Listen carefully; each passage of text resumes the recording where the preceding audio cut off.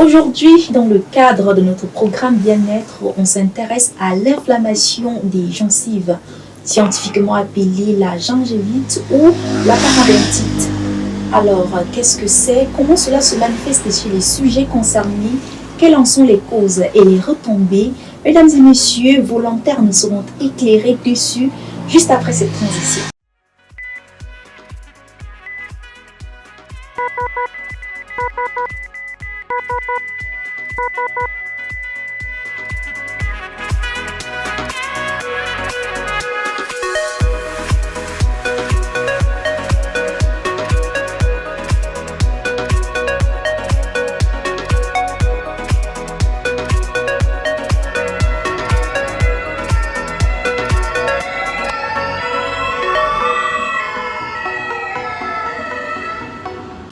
Le médecin responsable du traitement de l'inflammation de la gencive s'appelle un odontostomatologue.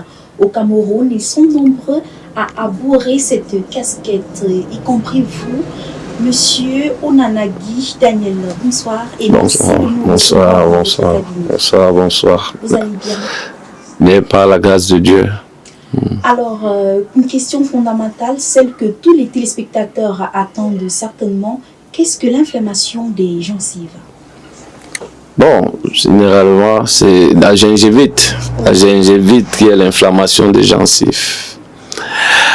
La gingivite, encore appelée inflammation des gencives, est une pathologie qu'on peut classer parmi les pathologies bucco-dentaires.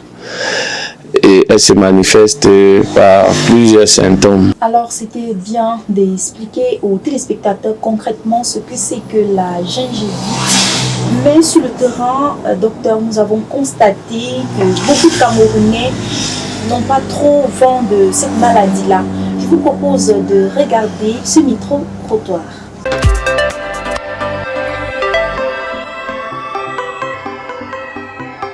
Je n'en sais rien par rapport à la maladie, mais je sais quand même que nous avons toujours les maux de dents. Donc je ne peux pas bien connaître les types de maladies qui nous regardent. Je connais juste la carie dentaire. Les gens s'intéressent très peu aux émissions qui parlent de la santé. Parce que quand ils rentrent chez moi le soir, je regarde seulement le journal et puis le sommeil au plan, je dors. Quant à ce qui concerne la maladie, l'inflammation des gencives, moi je ne connais rien par rapport à ça. Non, je ne connais pas, non, parce que bon, j'ai pas encore attrapé la maladie des dents.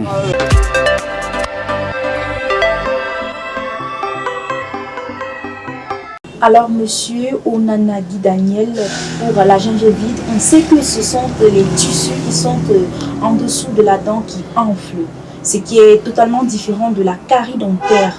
Pourquoi est-ce que les personnes confondent l'inflammation de la gencive et la carie dentaire?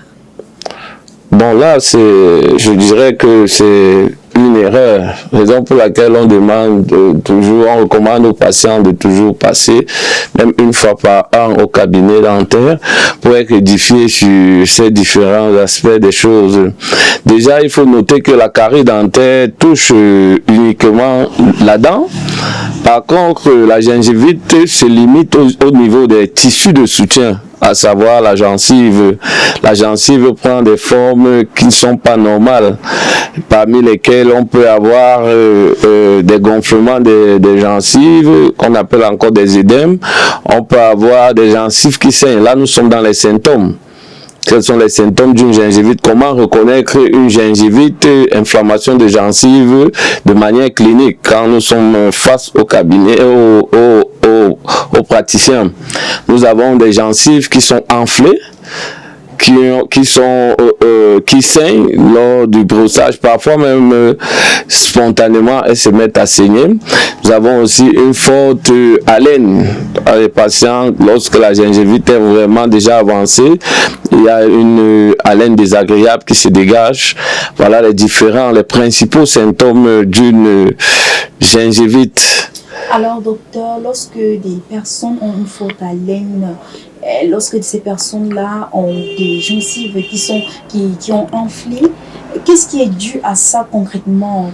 Il se dit au quartier que c'est la consommation d'alcool qui peut être due à cette inflammation des gencives-là. Partagez-vous cet avis?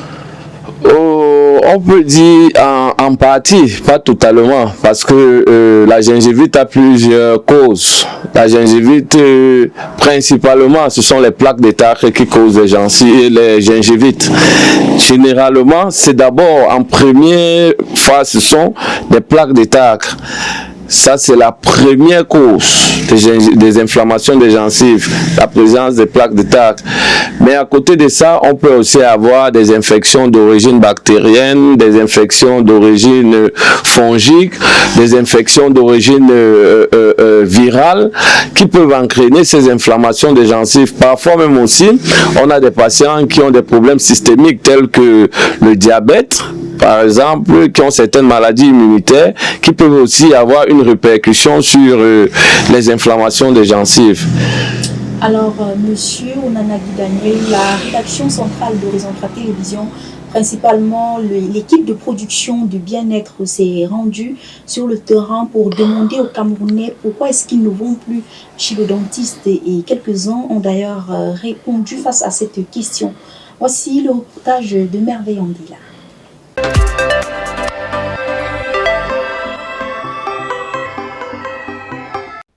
Selon une récente étude, 70% des Camerounais ne vont pas chez les dentistes. Et chez les personnes âgées, près de 7 sur 10 ont une mauvaise santé bucco-dentaire. Nous sommes au carrefour Mbankolo dans la commune d'arrondissement de Yaoundé 2e.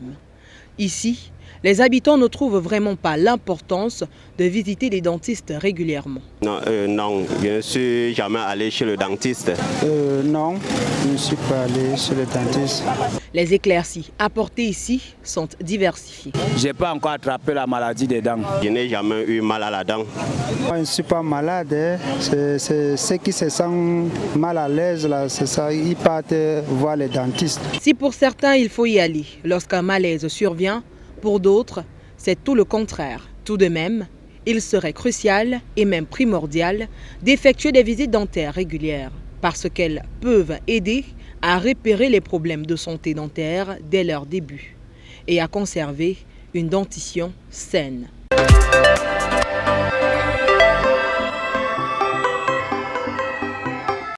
Alors, docteur, pour une raison comme pour une autre, vous l'avez sans doute vu dans ce reportage, les Camerounais ont divorcé carrément avec les dentistes. Pour vous, qu'est-ce qui est à l'origine de cela? Bon, déjà, je ne saurais dire vraiment pourquoi les Camerounais... Bon, ça peut s'expliquer déjà par un manque de sensibilisation. Je crois que nous, les professionnels de santé, nous devons beaucoup sensibiliser la population, étant donné que les populations, le niveau de vie est tellement faible que il y a des patients qui voient que aller chez un dentiste c'est tellement coûteux. Pour ceux qui ont déjà eu le courage de se rendre chez le dentiste, le retour parfois les effraie, que les soins dentaires sont coûteux. Là-dessus, vraiment, si notre ministère de tutelle peut essayer de voir comment simplifier davantage le coût des soins, je crois que avec ça pourrait pousser les Camerounais à mieux se rendre chez les dentistes. Justement, docteur, puisque vous parlez du coût des soins, concernant l'inflammation des gencives, le coût peut s'élever à combien et quel est l'examen qu'on effectue, quel est le diagnostic? Bon, déjà, il faut noter que le traitement des gingivites, c'est en fonction de la cause. Tout à l'heure, j'ai évoqué l'aspect des plaques. Lorsqu'il y a la présence, si on se limite sur le fait que c'est la plaque qui cause la gingivite, on va au cabinet dentaire faire un détartrage. Le détartrage, c'est un soin qui varie, hein. Ça varie en fonction du volume de tartre. Et en fonction des cabinets dentaires, ce sont des soins qui vont généralement 10 000 francs, 20 000 francs pour certains cabinets dentaires, ainsi de suite. Donc ça c'est rien que pour l'aspect TAC, quand c'est le TAC qui a causé la gingivite. Avec un détartrage et des bains de bouche, on trouve la solution. Donc on peut dire en moyenne le coût à débourser c'est dans les 10 à 20 000 francs CFA. Merci docteur. Prenons le cas d'un couple, un jeune couple par exemple, ils ont l'habitude de s'échanger des salives. Est-ce qu'il y a moyen de contracter l'inflammation, la maladie, cette infection-là lorsqu'on s'échange la salive avec son partenaire qui est atteint de l'inflammation de la gencive? Non, ça ne se transmet pas de cette façon-là. De quelle manière alors expliquez-vous? La gingivite, c'est une pathologie déjà qui est personnelle. Hein. Elle est personnelle, ça ne se transmet pas. C'est en fonction de l'hygiène bucco-dentaire de chaque patient, de chaque individu. Donc, plus vous améliorez votre hygiène bucco-dentaire, moins vous êtes exposé aux pathologies gingivales. Justement, docteur, à ce propos, est-ce qu'il y a des aliments spécifiques à éviter pour ne pas avoir l'inflammation des gencives ou la gingivite? Bon, si je dirais qu'il y a des aliments, pas vraiment, c'est qu'il faut, où il faut beaucoup plus mettre l'accent, c'est sur la qualité de l'alimentation et aussi l'hygiène après l'alimentation. Parce que c'est bien beau de manger, mais il faut avoir une hygiène bien appropriée pour éviter ces inflammations. Donc, le plus important, c'est de mettre un accent particulier sur l'hygiène. Après avoir mangé, comment vous vous comportez? Il n'y a pas un aliment à éviter pour les inflammations, pour éviter les gingivites, mais plutôt, le travail est amené au niveau de l'hygiène bucco-dentaire. Et justement, ça c'est bien compris. Il n'y a pas vraiment un aliment à éviter, mais il faut plus prioriser l'hygiène bucco-dentaire. Lorsque vous parlez de cette priorisation de l'hygiène bucco-dentaire, vous faites allusion concrètement à quoi? On doit se brosser combien de fois par jour? Ou alors est-ce qu'il y a un bain de bouche? Il y a une recette spéciale? Partagez-la avec nos téléspectateurs. Généralement, il faut se brosser après chaque repas. C'est le conseil qu'on peut donner à la population camerounaise. Et aussi se brosser avant d'aller au lit, avant d'aller se coucher. Donc, il faut se brosser après chaque repas, il faut se brosser avant d'aller au lit. Et le brossage passe par quoi? Il faut avoir une bonne pâte dentifrice, il faut avoir une bonne brosse à dents, il faut avoir un fil dentaire et appliquer la bonne technique de brossage. Parce qu'il y a une technique particulière qui est plus efficace, qui potentialise l'hygiène bucco-dentaire. Alors docteur, puisque vous avez évoqué ici les techniques de brossage, on aimerait certainement, surtout nos téléspectateurs qui nous regardent en ce moment, certainement, ils aimeraient apprendre davantage. Faites-nous une démonstration. Bon, c'est aussi simple, hein, c'est pas compliqué. Vous avez là une brosse à dents, vous avez un modèle là. Voilà comment s'effectue le brossage. Lorsque nous sommes en bas, on peut dire là, quand vous vous brossez, d'abord la bouche doit être grandement ouverte. Lorsque vous vous brossez, on ne se brosse pas comme ça. Il faut que la bouche soit ouverte lorsque vous vous brossez. Et le brossage se fait de la gencive vers l'émail. Comme ça, comme ça, comme ça, comme ça. On enlève les déchets là, on monte avec, on monte. Lorsqu'on est en haut, on descend de la gencive vers l'émail, comme ça. Et il faut bien rabattre la brosse à dents. C'est comme ça que ça se fait. Oui, là, là, là. Et lorsque nous sommes au niveau des molaires, ce sont des mouvements circulaires. Circulaire, circulaire, circulaire. Lorsque nous sommes à l'intérieur, le même mouvement. On va de la gencive vers l'émail, de la gencive vers l'émail. On sort les déchets, ainsi de suite. C'est comme ça. Lorsqu'on est en haut, on descend. À ce niveau, c'est comme ça. Niveau des molaires sont des mouvements circulaires. Des mouvements circulaires, mouvements circulaires. Et il ne faut pas oublier de toujours brosser la langue. La langue, les joues, ainsi de suite, même le palais. Merci docteur pour cette très belle démonstration. On espère que les téléspectateurs ont été suffisamment édifiés. Maintenant docteur, pour toutes ces personnes-là qui traînent avec elles, l'inflammation de la gencive, qu'est-ce qu'elle court comme risque docteur? Bon, déjà, il est important de noter qu'aujourd'hui, nous sommes en train de parler des gingivites. Lorsqu'une gingivite est mal traitée ou n'est pas traitée du tout, on va se retrouver face à une parodontite. La parodontite, c'est la suite de la gingivite, lorsque la gingivite n'a pas été créée.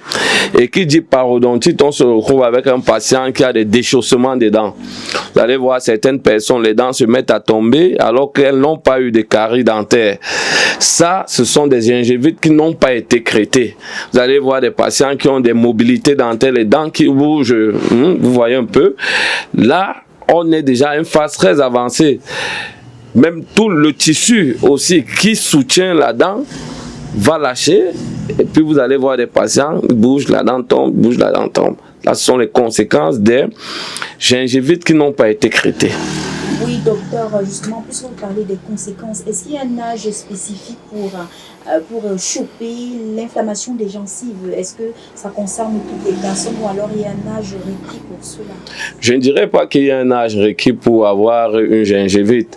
Dès lors où il y a déjà la présence des dents dans la bouche, oui, on peut avoir une gingivite. Et justement, lorsqu'on parle de la présence des dents dans la bouche, on voit qu'il y a des vieilles personnes, des personnes un peu plus âgées, à un certain âge, les dents tombent. Est-ce que cela est dû à l'inflammation des gencives? C'est possible. C'est tout autre chose. C'est possible. C'est possible que ça soit dû à une gingivite qui n'a pas du tout été traitée, oui, qui a évolué et est arrivé à l'étape d'une parodontite. Maintenant, docteur, un mot de fin au vu de tout ce dont nous avons parlé aujourd'hui. On a montré la différence entre la gingivite et la carie dentaire. On a également expliqué les techniques de brossage. Quels conseils donnez-vous à nos téléspectateurs qui nous regardent en ce moment? Bon, le conseil de fin que je pourrais donner aux téléspectateurs qui nous écoutent présentement est celui de consulter en moyenne une fois par an leur dentiste. Il est important de consulter le dentiste en moyenne une fois par an. Pourquoi? Parce que lorsque le diagnostic est posé de manière précoce, on va aussi trouver de manière précoce une solution et le coût ne sera pas aussi très élevé.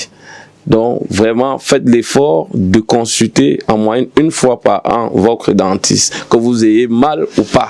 Ce sera le mot de la fin de ce programme. Merci à vous, monsieur Onana Daniel, d'avoir accepté de participer à cette émission riche et intéressante. C'est moi qui vous remercie. Merci également à Mokongo Anissé pour la réalisation de ce beau programme, à Christelle Tigniem pour le visa de production. Merci également à vous, téléspectateurs, de nous avoir suivis. Je vous laisse en compagnie de la découverte du cabinet dentaire de monsieur Onana Daniel Lagui. On se retrouve mardi prochain.